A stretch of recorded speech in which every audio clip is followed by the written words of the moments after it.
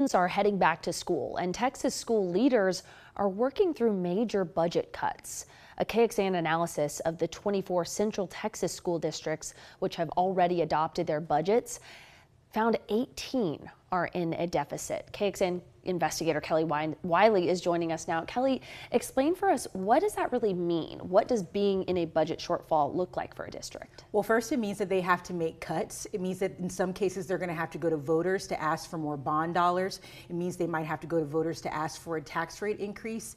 And it means, again, school leaders are having to go to lawmakers and plead for a significant increase in public school funding, specifically an increase in the basic allotment, which is the base level of per student funding that the state provides.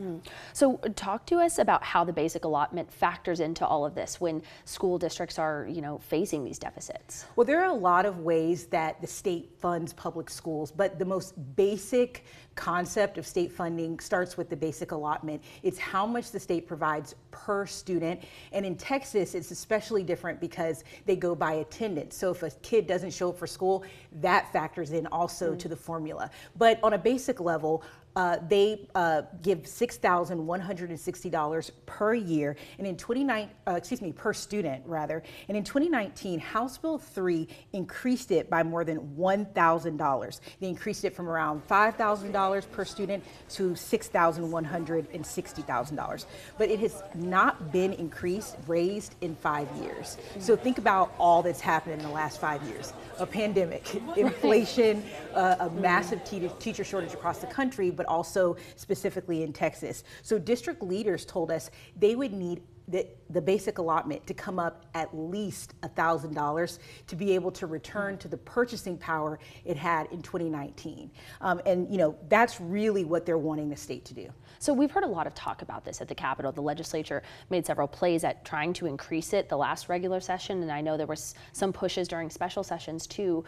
Also, though, when we talk about education, there have been most of the headlines focusing on efforting education savings accounts. So talk to us about how all this rolls into one.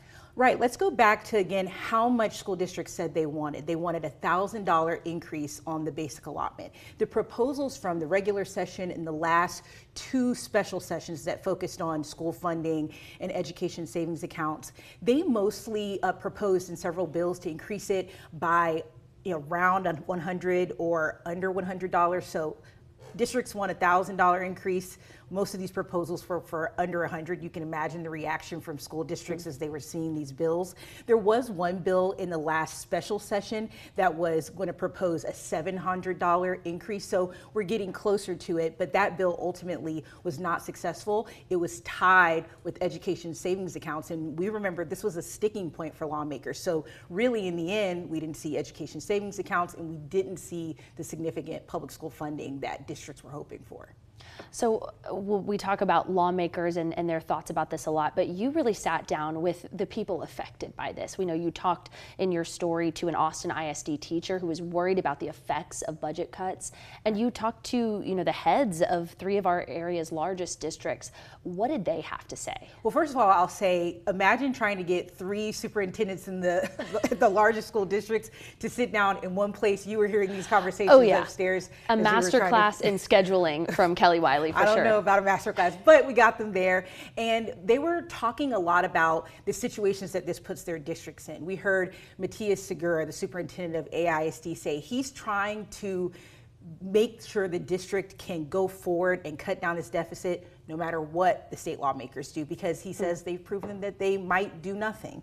Whereas we heard Round Rock superintendent say that, they were able to pass a balanced budget in Round Rock through what he said were difficult but surgical cuts that did touch the classroom. They were trying to take a little bit everywhere so that these programs could stay. But he said, we're stuck. He said, at this point, we need the state to step in. He says the way we're funded is pretty simple, and we need more funding from the state. And then we heard from the Spanish teacher at Austin Austin ISD who said he's worried so much of this is outside of his hands. He helps with the multilingual program at an area middle school, and he wants to make sure all this special programming that AISD has that are not legally required, stipends that keep teachers in the classroom, that are not legally required in some cases, can stay so that we can keep what's special about Austin ISD says. So he's worried.